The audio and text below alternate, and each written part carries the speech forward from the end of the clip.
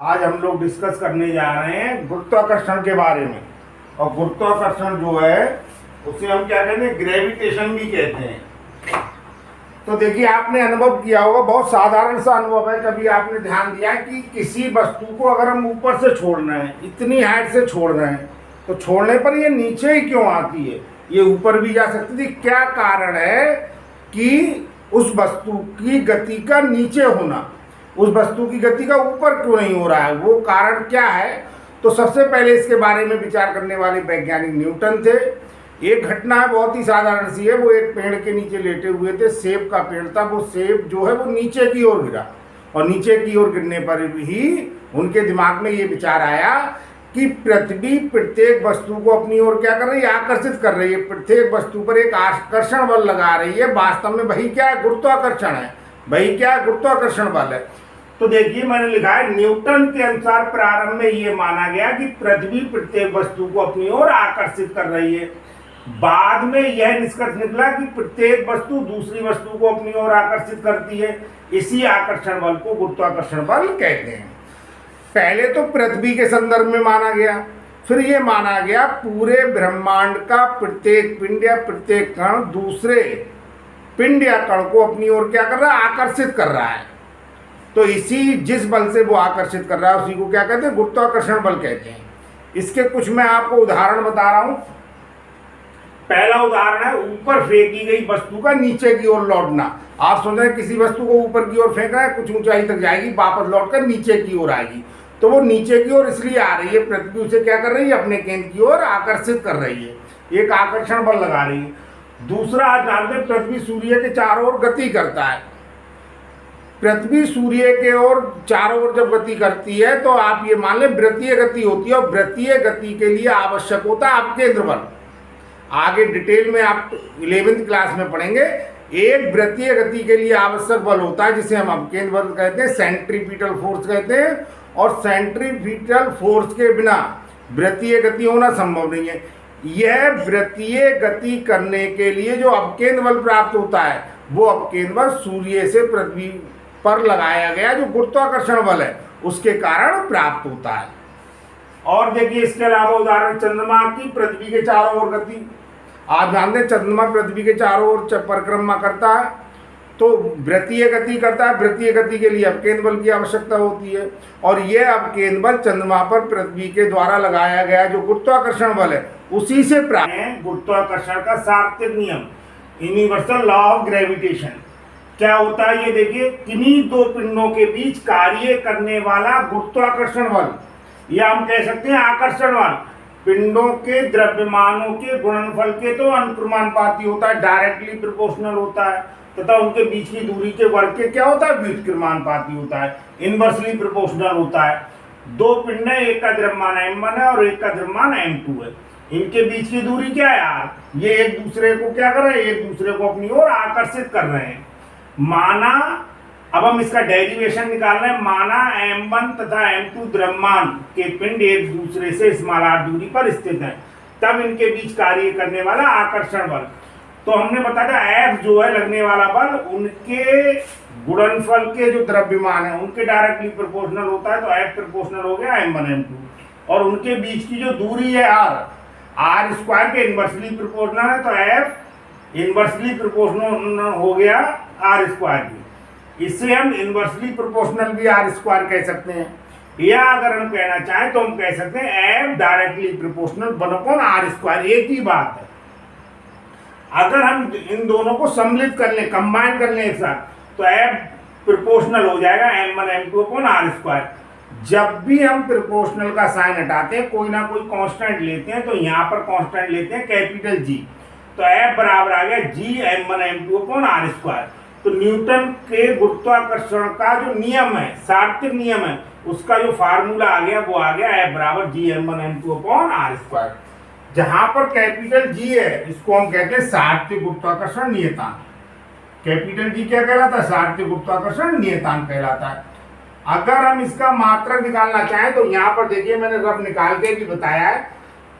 अगर ये फार्मूला लगाएंगे तो G बराबर क्या हो जाएगा, F r square m1 m2। F है बल जिसका मात्रक क्या होता है, न्यूटन, आर है दूरी जिसका मात्रक क्या होता है मीटर, तो मीटर स्क्वायर अपॉन द्रव्यमान किलोग्राम गुणा किलोग्राम, तो क्या हो गया किलोग्राम स्क्वायर।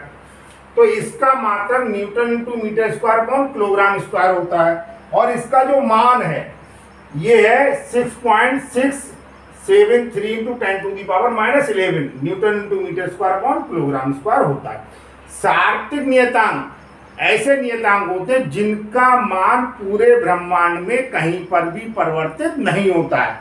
ये कैपिटल जी का मान पूरे ब्रह्मांड में कहीं पर भी परिवर्तित, मुक्त पतन जिसे कहते हैं फ्री फॉल, और इसी से रिलेटेड है गुरुत्वीय त्वरण एक्सीलरेशन ड्यू टू ग्रेविटी।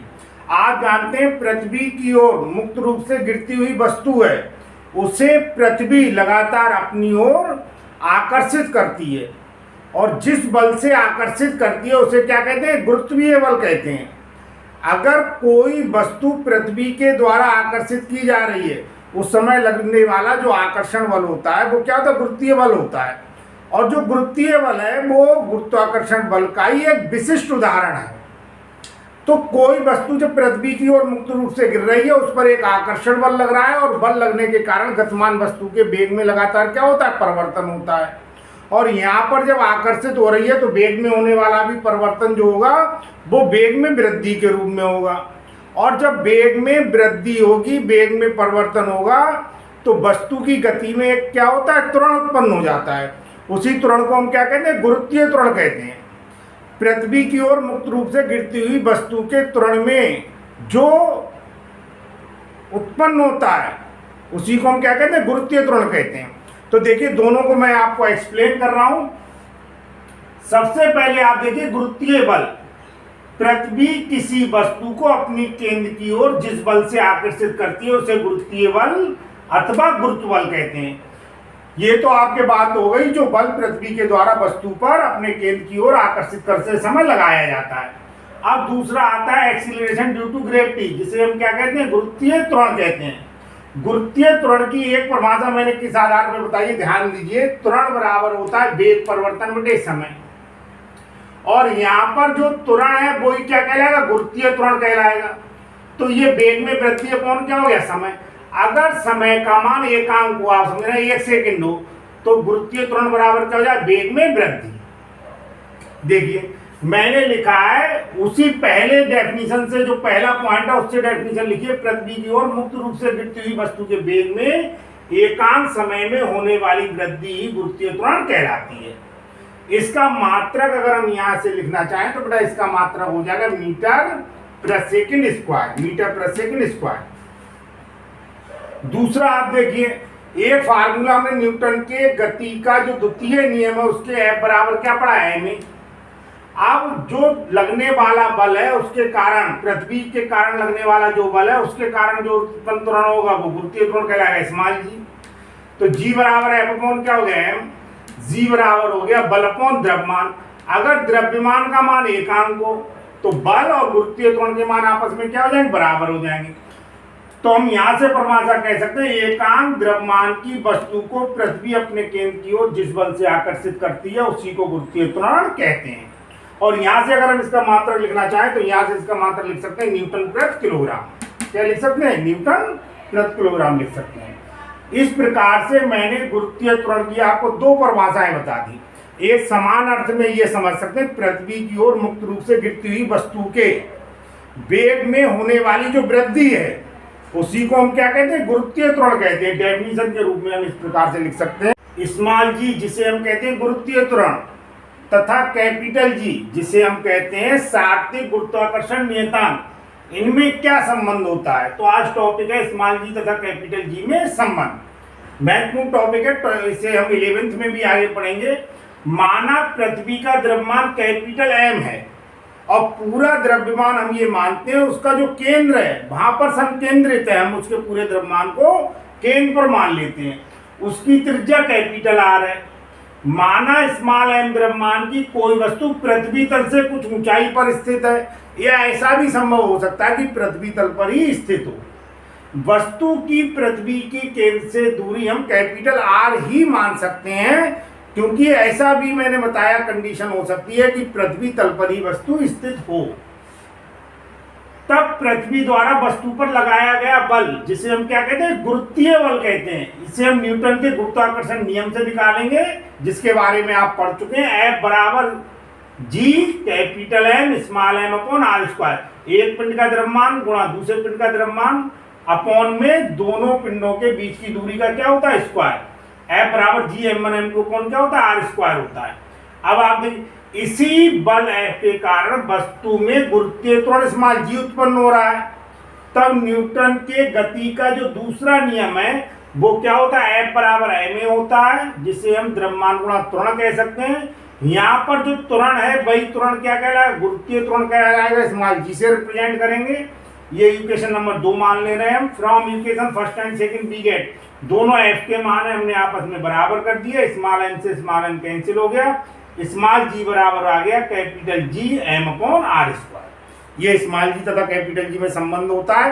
एक महत्वपूर्ण बात आप इसमें देखिएगा, स्मॉल m जो वस्तु का द्रव्यमान है उस पर गुरुत्वीय त्वरण निर्भर नहीं करता है। यानी वस्तु का द्रव्यमान चाहे कम हो चाहे ज्यादा हो, किसी भी कंडीशन के लिए वस्तु के द्रव्यमान के मान पर स्मॉल g का मान निर्भर नहीं करेगा। ये हमेशा कैसा रहेगा, समान होगा। चाहे 10 किलोग्राम की कोई वस्तु है चाहे 10 ग्राम की कोई वस्तु है, उसके लिए गुरुत्वीय त्वरण स्मॉल g का मान हमेशा क्या रहेगा, एक समान रहेगा। g के मान की गणना, calculate the value of acceleration due to gravity small g के मान की गणना करनी है। सीधे सीधे हम स्मॉल g और कैपिटल G में क्या संबंध होता है वो फार्मूला देखें। यहाँ पर स्मॉल g तथा कैपिटल G में निम्नलिखित संबंध होता है, और ये संबंध आप जानते हैं क्या होता है, स्मॉल g बराबर जी m अपॉन आर स्क्वायर। पिछला वीडियो मैंने डाला है, उसे देख सकते हैं आप, उसमें स्मॉल g और कैपिटल G में रिलेशन निकाला है। पूरे चैप्टर के सभी वीडियो आप मेरे चैनल को सब्सक्राइब करके देख सकते हैं।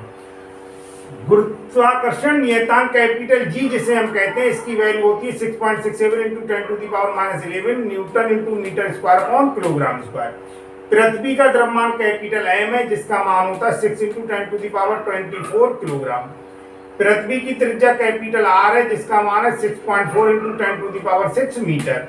यह मान रखने पर ये सभी मान रख दो तो स्मॉल g बराबर कैपिटल G का मान हो गया 6.67 × 10⁻11, ये आपका मान हो गया 6 × 10⁻24 और R का मान हो गया 6.4 × 10⁻6 इसका होल स्क्वायर।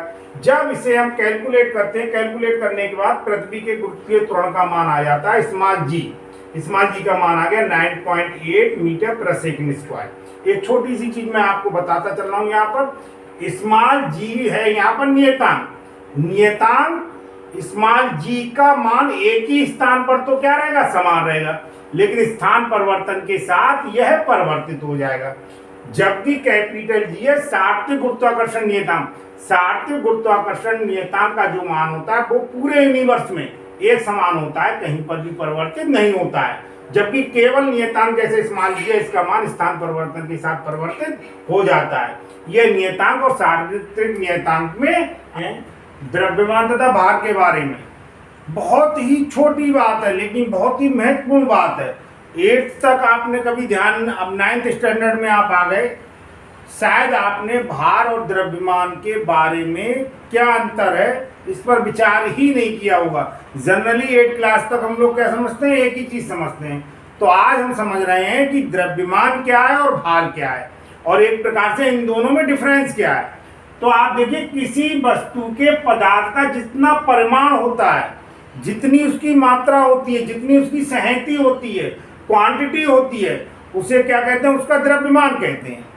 और किसी भी वस्तु का द्रव्यमान तब तक परिवर्तित नहीं होगा जब तक उसमें कुछ भाग जोड़ ना दिया जाए या उस वस्तु के कुछ भाग को हटा ना दिया जाए, तब तक द्रव्यमान के मान में कोई भी परिवर्तन नहीं होगा। इसका मात्रा क्या होता है, किलोग्राम।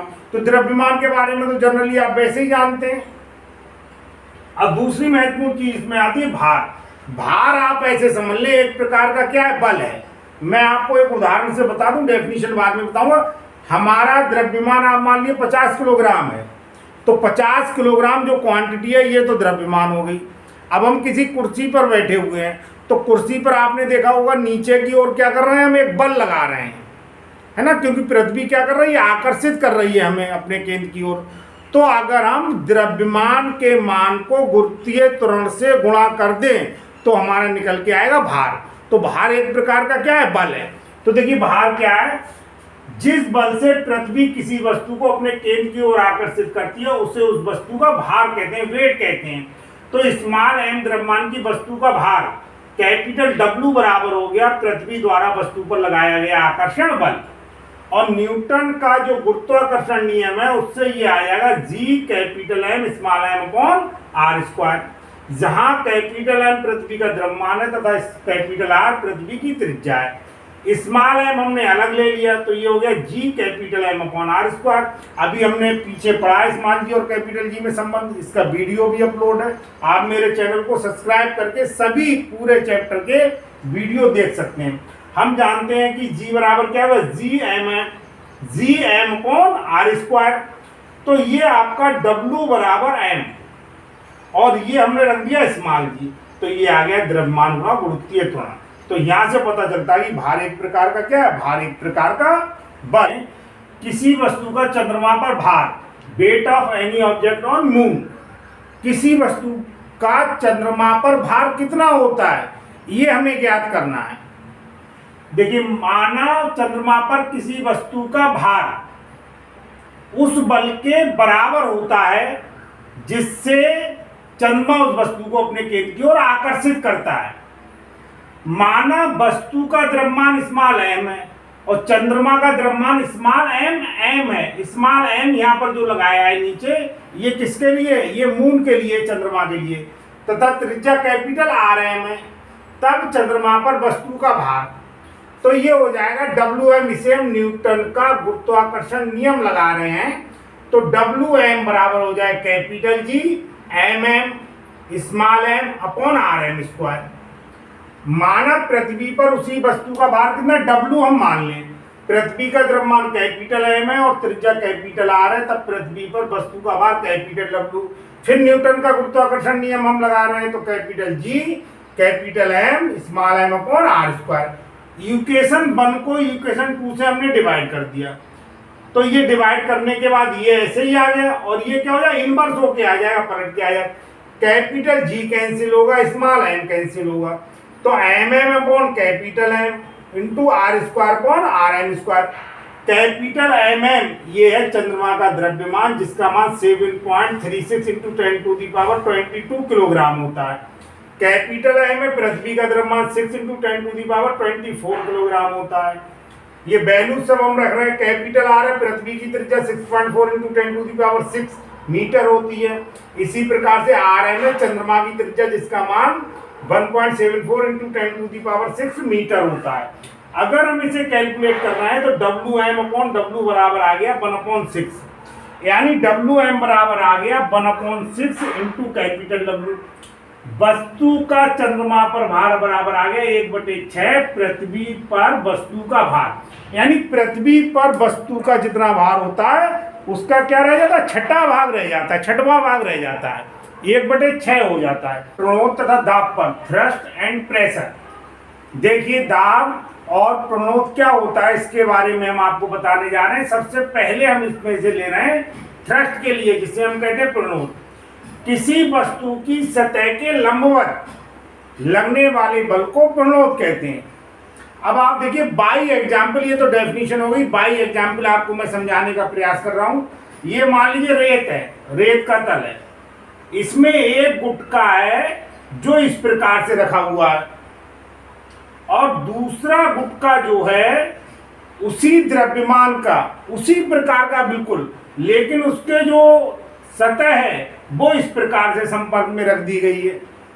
अगर हम देखें तो ये वाला जो गुटका है ये तो रेत के अंदर ज्यादा धंस जाएगा, ज्यादा अंदर चला जाएगा, और ये जो गुटका है इस तरह रखा हुआ ये रेत के अंदर कम धंसेगा। जबकि दोनों स्थितियों में ही गुटके का भार बराबर होने के कारण जो बल लग रहा है बल समान लग रहा है। तो प्रणोद का प्रभाव बल के मान के समान होने पर भी क्षेत्रफल के अनुसार लगता है। तो इस समय आप समझ सकते हैं ये ज्यादा अंदर चला जाएगा जैसे मैंने आपको समझाया, और ये क्या हुआ, कम धंसेगा। तो एक बार फिर मैं रिपीट कर रहा हूं, किसी वस्तु की सतह से लंबवत लगने वाले बल को प्रणोद कहते हैं। प्रणोद एक प्रकार से आपका क्या है, बल है, सतह के लंबवत लगने वाला बल है। एक एग्जाम्पल के द्वारा हमने आपको समझाने का प्रयास किया है। इसी प्रकार से आप मान लीजिए बालू में आप खड़े हुए हैं, और बालू में जब आप खड़े हैं, रेत में आप खड़े हैं, तो आपके पैर की वजह से आप क्या होंगे, थोड़ा ज़्यादा अंदर धंस जाएंगे। और बालू में अगर आप लेट जाएं तो आपका शरीर उतना अंदर नहीं धंसेगा। दोनों स्थितियों में ही भार का मान, लगने वाले बल का मान तो समान है, लेकिन प्रणोद का प्रभाव क्षेत्रफल परिवर्तित होने के कारण अलग अलग हो गया। पहले तो पूरे शरीर का जो भार था वो कितना था, पैर पर था, पैरों पर था, उतने क्षेत्रफल था।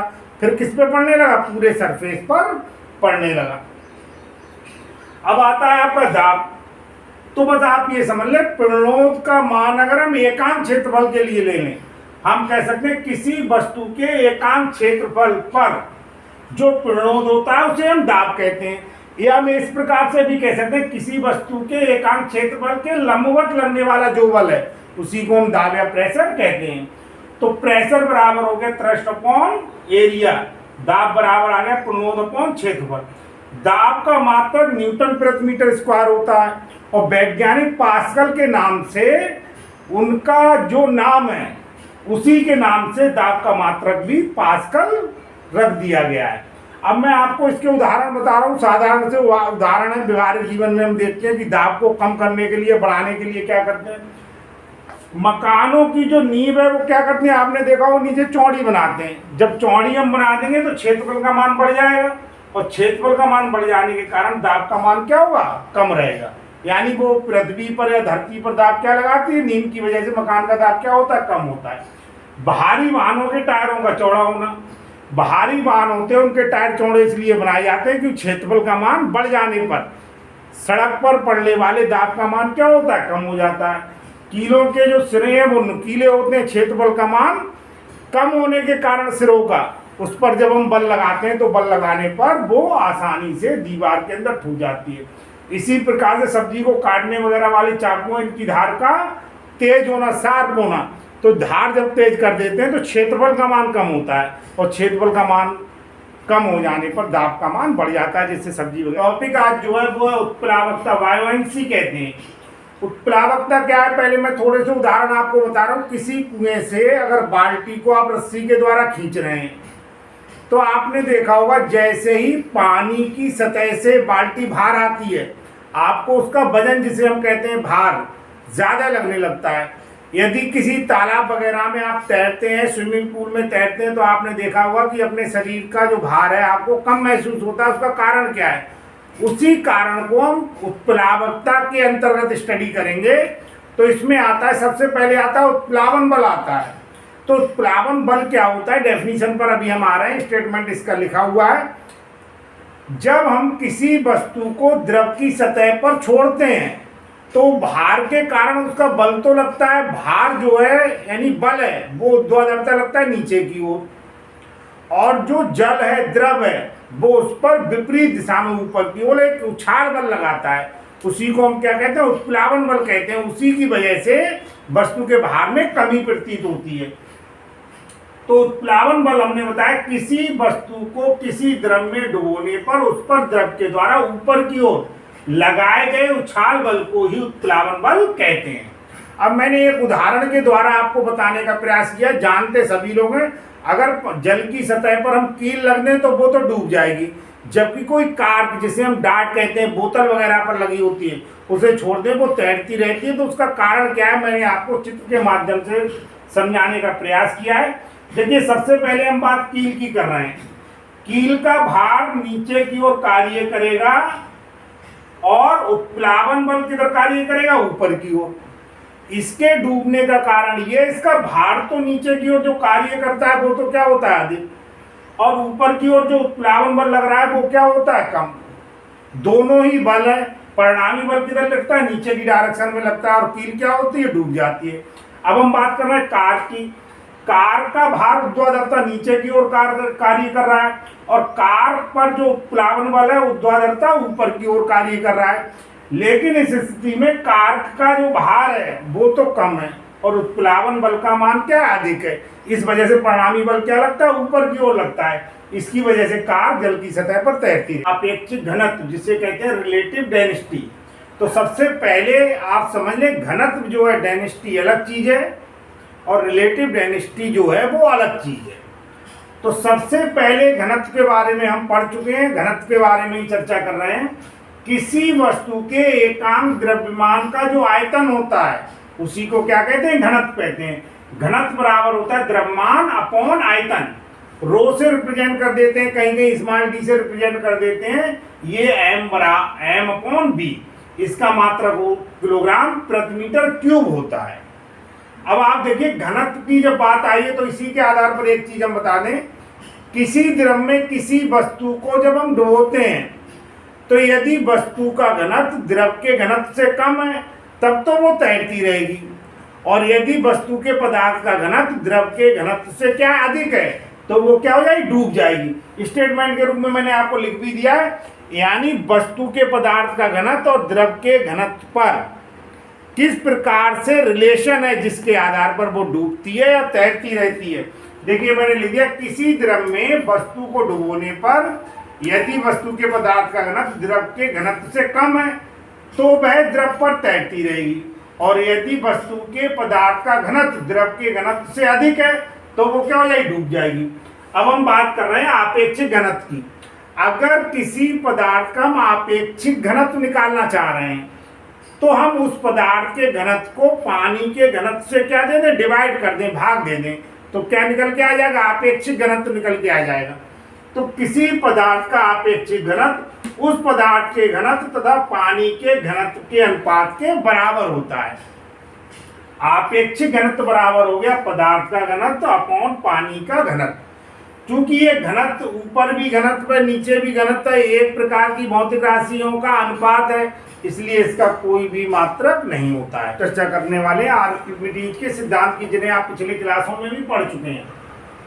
आर्किमिडीज का सिद्धांत क्या है, इससे संबंधित एक बहुत ही, अगर आपको ध्यान है, मुझे अपने बचपन का भी याद है जब मैं पढ़ता था कि एक उदाहरण था, उसमें था लोहे का बना हुआ जहाज पानी में तैरता रहता है, जबकि लोहे से बनी हुई सुई पानी में डूब जाती है। ये आर्किमिडीज के सिद्धांत के द्वारा समझाया गया था। तो आज मुझे बचपन के दिन याद आ रहे हैं, तो देखो मैं आपको बताने का प्रयास कर रहा हूँ। पहले स्टेटमेंट देखिएगा, किसी वस्तु को किसी तरल में आंशिक अथवा पूर्ण रूप से डुबोने पर उस पर ऊपर की ओर एक बल का अनुभव होता है जो वस्तु द्वारा हटाए गए तरल के भार के बराबर होता है। अब आप देखिए, हम स्पष्टीकरण इसका कर रहे हैं, लोहे से बने जहाज का पानी पर तैरना जबकि लोहे की कील का डूब जाना। देखिए कारण क्या होता है, कोई वस्तु द्रव में तैरेगी या डूब जाएगी, ये इस बात पर डिपेंड करता है कि वस्तु द्वारा हटाए गए जल का भार वस्तु के भार से कम है या अधिक है। यदि हटाए गए जल का भार वस्तु के भार से अधिक है तब तो वो तैरती रहेगी, और हटाए गए जल का भार अगर वस्तु के भार से कम है तो वो डूब जाएगी। ऐसा ही कील और जहाज के संदर्भ में होता है।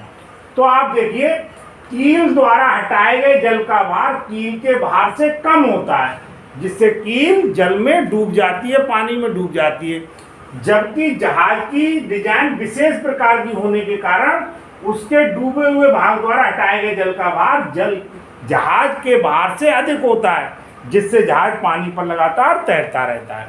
अगर ये वीडियो आपको पसंद आया तो इसे लाइक कीजिए, अधिक से अधिक शेयर कीजिए और मेरे चैनल को सब्सक्राइब कीजिए। धन्यवाद।